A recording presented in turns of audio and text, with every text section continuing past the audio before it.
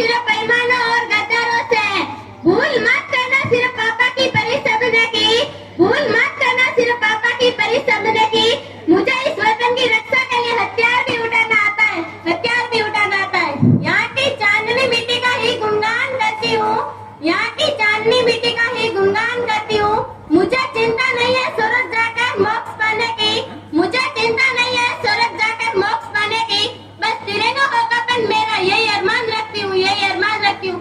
परम सम्मानीय मुख्य अतिथि चेयरमैन सर, प्रधानाचार्य और मेरे गांव से पधारे हुए सभी मेहमानों और देवता तुल्य गुरुजनों और मेरे छोटे बड़े भाई और बहनों, मैं सीता काकड़ क्लास 10 आज हमारा स्वतंत्रता दिवस के उपलक्ष्य में कुछ विचार आप सभी के साथ साझा करना चाहूंगी कि देशभक्ति और राष्ट्र निर्माण है क्या, है क्या। तो मुझे आज खुलकर बोलना होगा, आप सभी को समझकर सुनना होगा।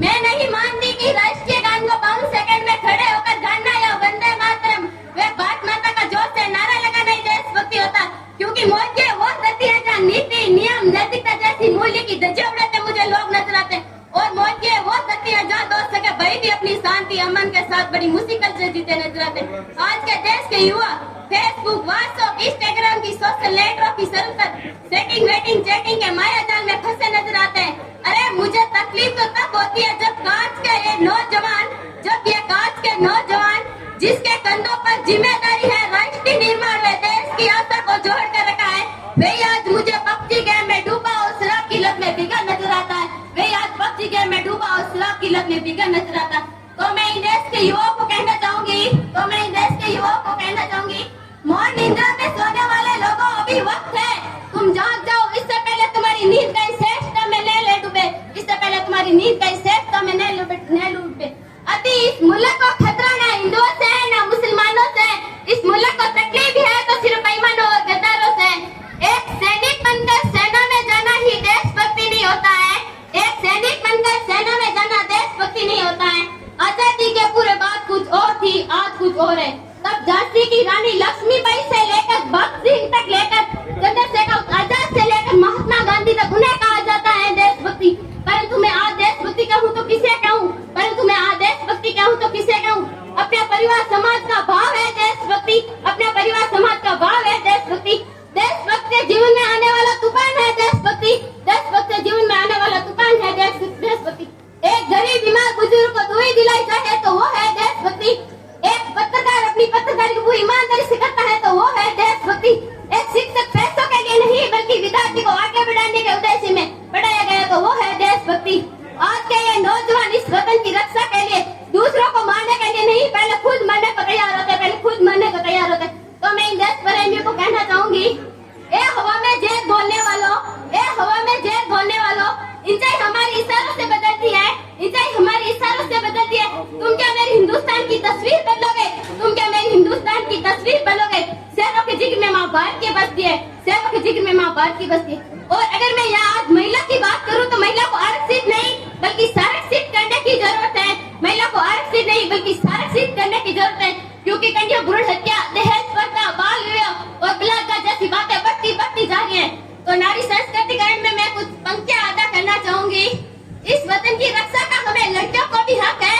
इतिहास की किताबें उठाकर देख लो जिसको भी हमारी कातिल बच सके, इतिहास की किताबें उठाकर देख लो जिसको भी हमारी कातिल बच सके। किसी के लिए खुशियां लेकर आई हूँ तो किसी के लिए काली परछाई बनकर आई हूँ। मैं भी इस वतन की रक्षा के लिए कंधे से कंधा मिलाने आई हूँ।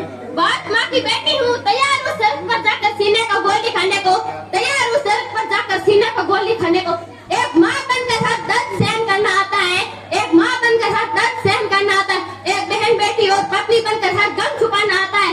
रसोई में सिर्फ बेलन ही नहीं साहब, रसोई में सिर्फ बेलन ही नहीं साहब, मुझे इस वतन की रक्षा के लिए हथियार भी उठाना आता है। भूल मत करना सिर्फ पापा की परी समझने की, भूल मत करना सिर्फ पापा की परी समझने की। मैं रानी लक्ष्मीबाई हूँ, मैं रानी लक्ष्मीबाई हूँ। और अगर मैं आज बात राजनीति की करूँ तो मुझे राजनीतिक से कोई परहेज नहीं है, वरन परहेज करने वाले राजनीति के नेताओं से है और नीति से। चुना गया उम्मीदवार राजा नहीं, चुना गया उम्मीदवार राजा नहीं, परंतु सेवक होना चाहिए। जनता की हर समस्याओं को निदान कर सकता है, जनता की हर समस्याओं को निदान कर सकता है। राजनीतिक और भ्रष्टाचार इसके प्रमुख मुद्दे हैं, राजनीतिक और भ्रष्टाचार इसके प्रमुख मुद्दे हैं।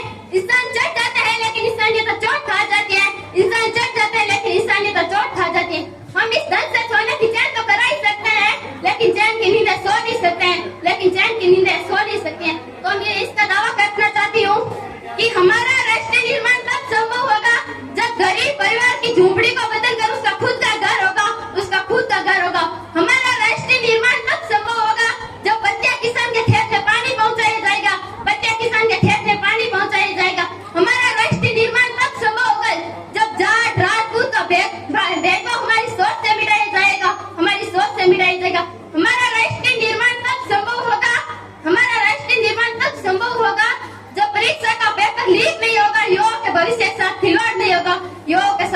भविष्य के साथ खिलवाड़ नहीं होगा।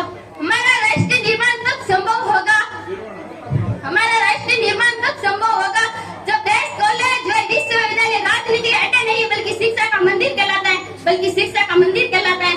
अंत में किसी शायरी की पंक्तियां व तमन के साथ वाणी को विराम देना चाहूंगी, तमन के साथ वाणी को विराम देना चाहूंगी।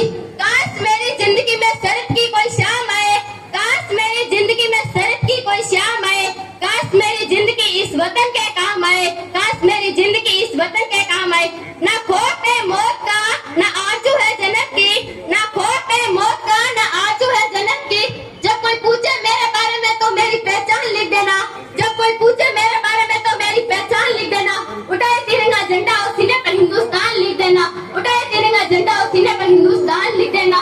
जब कोई पूछे ये पागल थी कौन, जब कोई पूछे ये पागल थी कौन, और क्रांतिकारी की चली और इनकलाब का नाम लिख देना, क्रांतिकारी की चली और इनकलाब का नाम लिख देना। एक बूंद भी बचा लहू की, एक बूंद भी बचा लहू की तो निकाल कर माँ तुझे सलाम लिख देना, माँ तुझे सलाम लिख देना। थैंक यू, जय हिंद, जय भारत। बहुत शानदार सीता कापड़ कक्षा 10। वास्तव में जो संसद के अंदर लोग